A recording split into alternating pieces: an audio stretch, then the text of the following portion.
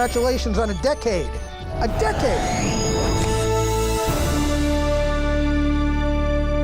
G'day everyone and welcome to the Trek Science Spotlight. Today's guest is so far Australia's only astronaut. His name is Dr. Andy Thomas and he's joining me from the World Science Fair happening for the first time outside of New York in Brisbane. Dr. Thomas, thanks for your time. What inspired you to be an astronaut? Well, when I was growing up, it was the early days of the space program. I remember, I'm old enough to remember the flights of Alan Shepard and John Glenn. And of course, I remember the moon landings very clearly. I was a student at university. And I looked at those and thought, what a great adventure. Wouldn't it be amazing to be involved in that? But for a kid growing up in Adelaide, that wasn't a very realistic prospect. But later in life, after I'd got an engineering degree and a PhD, I realized I could actually make that dream come true. And I then focused my career to getting the kind of credentials that I thought would be needed to become an astronaut, and I was successful in applying.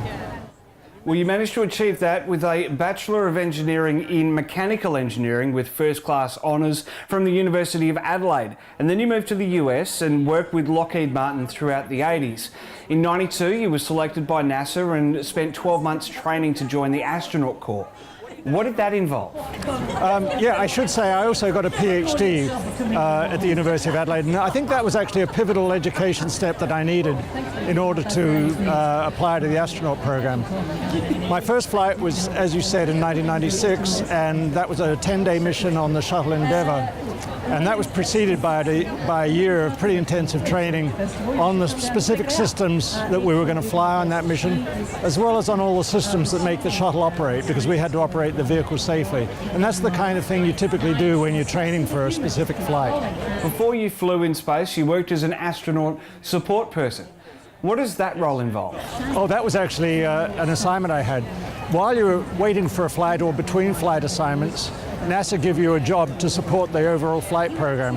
And the first one I had after I finished my astronaut candidacy training was what they call an astronaut support person, which is the role you have to go down to the Cape and act as a liaison between what the people are doing to process the launch vehicles at the Cape and the astronaut office, which is back in Houston.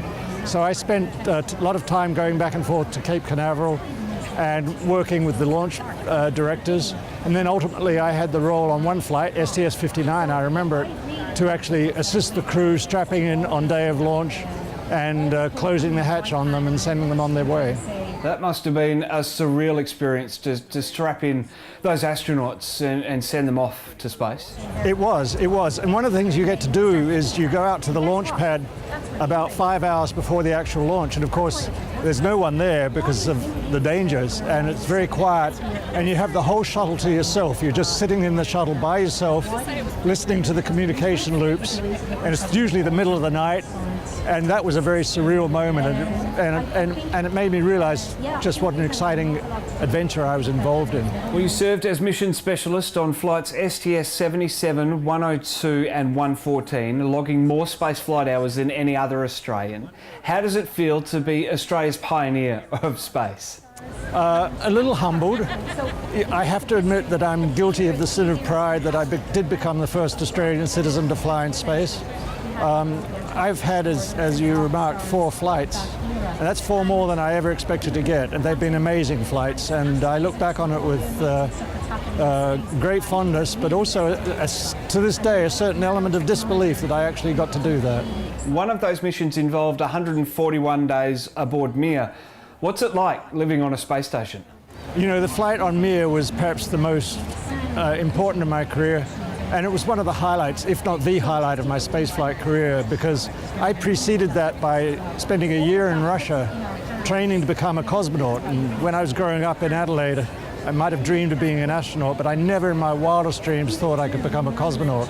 But I got to do that, had to learn Russian, and then I went on board the Mir space station with 2 cosmonauts who didn't speak English, and spent 20 weeks there, and it was an extraordinary experience. It was one of the great experiences of my life, being weightless for 20 weeks and enjoying orbiting the Earth 16 times a day for 20 weeks. What are the differences between a cosmonaut and an astronaut? There's really not many. The only distinction is that a cosmonaut learns to operate a Russian spacecraft, an astronaut learns to operate a NASA spacecraft. Having spent time on Mir and flying 2 missions to build the International Space Station, how does it make you feel to watch fellow astronauts like Commander Scott Kelly spend a full year in space? I respect him for that. A year would be a tough flight, but I could have done it. Time flows very quickly when you're in space. It becomes a very tranquil experience, actually, when you're up there. I watch the people that are flying today, and I have to admit to a certain amount of envy that they're getting to fly.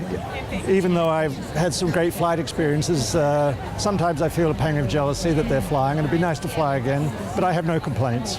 Are there any plans for you to return to flight? Not for me, no. I retired from the agency 2 years ago, and I've hung up the flight suit and I'm leaving it for a younger generation. Well, speaking of that younger generation, what do you think is next for human space exploration?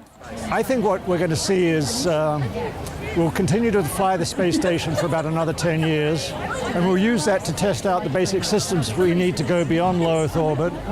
I think then you'll see a return to lunar space, not necessarily to the lunar surface, but to lunar orbit perhaps, where we'll deploy a deep space habitat that will let us evaluate how those habitats operate and what is required to support them for long periods of time in space.